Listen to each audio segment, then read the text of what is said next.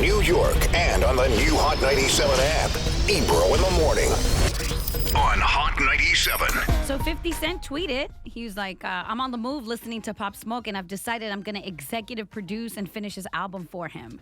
He said he's reaching out to Roddy Ricch, to Drake, and this was confirmed also in the comments by Steven Victor. So this is really happening, guys. This is actually really, really dope. I'm into this. 50 does a great job of putting albums together. He's got a history of that. B, Pop Smoke looked up to 50, and obviously sonically there was some 50 in what Pop Smoke was doing. Yep. 50 actually just did our man DJ Stax just released the cover of Many Men by Pop Smoke. Right. That's right. That song is a few years old, though, right? Very old. Yeah, he just put it out. But it's been out. People just weren't paying attention. It was re-released? No, it's just been out. No, it's been out. People just missed it when it came out. Because it came out before Welcome to the Party. Well, yeah, before. Yeah. Wow. So I just know the admiration was there. And whenever you see a picture, there are a few pictures of Pop and 50 together. Like, he looks like a little kid, just like glowing. He's so excited to be talking to 50. And 50 talked about his admiration for Pop Smoke during our interview. Yeah, Catch on our YouTube Well, because page. 50 understands what it is to have an entire sound. And Pop Smoke has a entire sound. I'm still in shock, man. I can't lie, man. Like, the fact that this artist, Pop Smoke, was, like Rosenberg just said, really defining his own sound, very unique to anything that you almost, what has sounded like Pop Smoke in the past? From the beats, which is a UK drill sound, which is just coming on, to even how his voice texture is on a record. He was actually a legitimately unique artist, and what bums me out personally, aside from the tragedy and even the musical loss, is that I personally, this mixtape was the first project I'd sat and listened to and went through it and was like, oh man, because Ebro's been like really gung ho about a lot of the new artists, and I've kind of been hesitating to be like, let me see if this actually is anything I really like. And I listened, and I was like, oh, man. I started playing Shake the Room on Real Late. I was like, I like this Pop Smoke. And the second I even got a hip to it, he was taken from us. And I was like, I didn't even get to, just selfishly, I wanted to enjoy this guy. He seems so dope. And his interviews seem so dope. He seemed like such a great dude. It's just such a bummer on so many levels. Yeah. I just wish people would catch on earlier. Yeah. Like, sometimes people just sleep on artists just because they kind of like generalize what everybody say. Oh, they all sound the same, and it's all trash. When the reality is not. No, it's not. There's a lot of stuff out there, and it just look. It takes time, though. People, look. I've for 30 years of my career wished people were quicker at catching on to things, and not just music. Right. Ideas, like things. You know what I mean? But that's just not how humans are, man. People get comfortable in their space. They get comfortable with what they know, and it's tough to introduce them to new ideas and new sounds and new tastes and everything.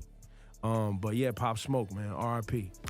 In other news, Tyson Fury versus Deontay Wilder 3 is happening, guys. Yep. Third fight is scheduled for July 18th. I'll tell you this. Let's go back, kids. This year? Yes, soon. I'll tell you this. I spoke to Anthony Joshua in London on Thursday last week. Had a full interview with him. One of the things I'll tell you is Anthony Joshua said it should be me and Fury next for all the belts, and then Wilder, so Wilder can make sure he's right. And because for the heavyweight class, for it to be this diverse, this is Anthony Joshua talking. You have somebody like me, you have somebody like Tyson, you have somebody like Wilder. We're all different types of heavyweights in fighting style and personality, everything.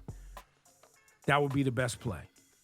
Well, here's the problem. And that's not going to happen. It's not up to you. And you have no say. Because Anthony Joshua's slow ass wanted to take his time and do what he wanted to do and make fights difficult, not make things happen. He says it was the other way. I know he does, but guess what? Evidence suggests, because I saw the other two getting busy now, they're about to do it for a third time. And you had to go take a fight, and then he took his fight with Andrew Ruiz, which he lost, and now we have to wait. And then had to rematch. So now he has to wait, and I guess his fear is probably Wilder wins somehow, which I don't think is likely. I think Fury's a tougher fight for Joshua than Wilder. Yeah, I think neither's a great fight, but Fury's the best of the three. He's really, to me, the problem for everybody, right? He's the best boxer, and he's a giant. He's a giant. Between those things, like, who wants to deal with him? But his fear is probably somehow Wilder pulls off a knockout. Guess what? That means a draw and a fight each way. Now there's a fourth. Oh, God. So he'd be waiting a full year from now to get his shot. Yeah. Well, he's going to wait a year from now anyway. Oh, he says he wouldn't want it till... Well, no, he has to. He's going to have to. He's got another fight coming in June.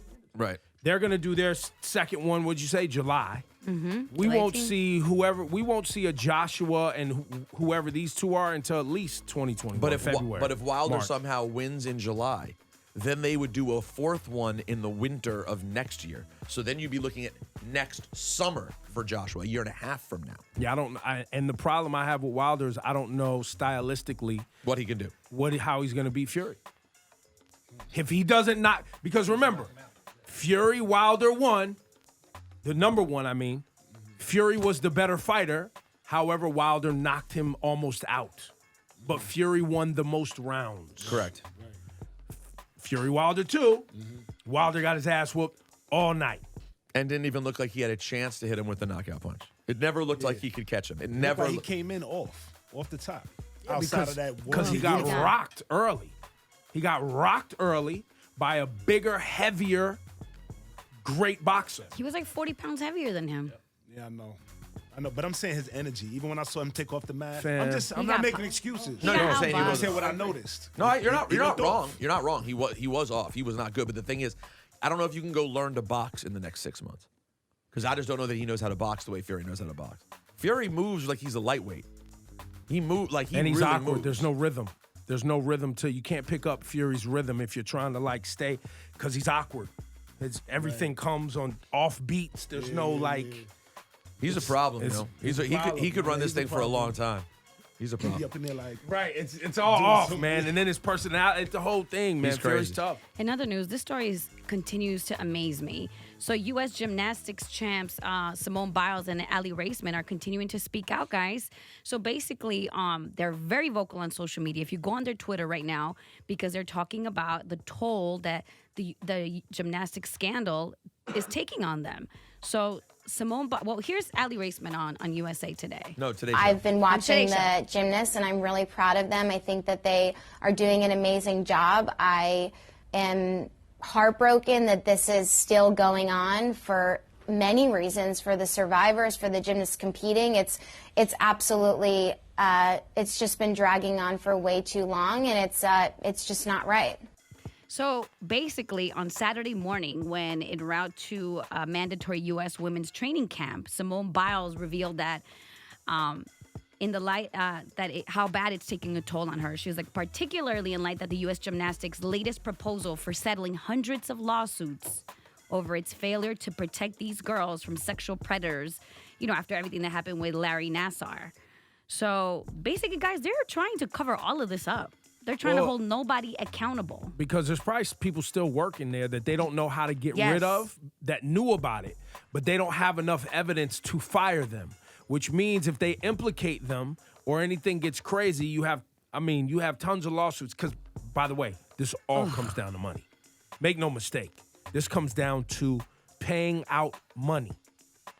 So the more they can stretch this out and the more that they can hopefully make this go away as people like Simone age out of participating and Ali Raisman age out of participating, a new crop comes in, it begins to minimize their voice and minimize people's memory for their passion around this idea. This is all disgusting. So this proposal would release the U.S.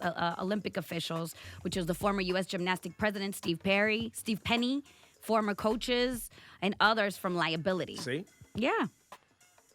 So it's basically saying that it includes no provision for disclosing who at the USA Gymnastics was aware and hid Nassar's abuse. Right. So they want people who didn't do anything and may have been aware to all be publicly scorned and pay the price for it.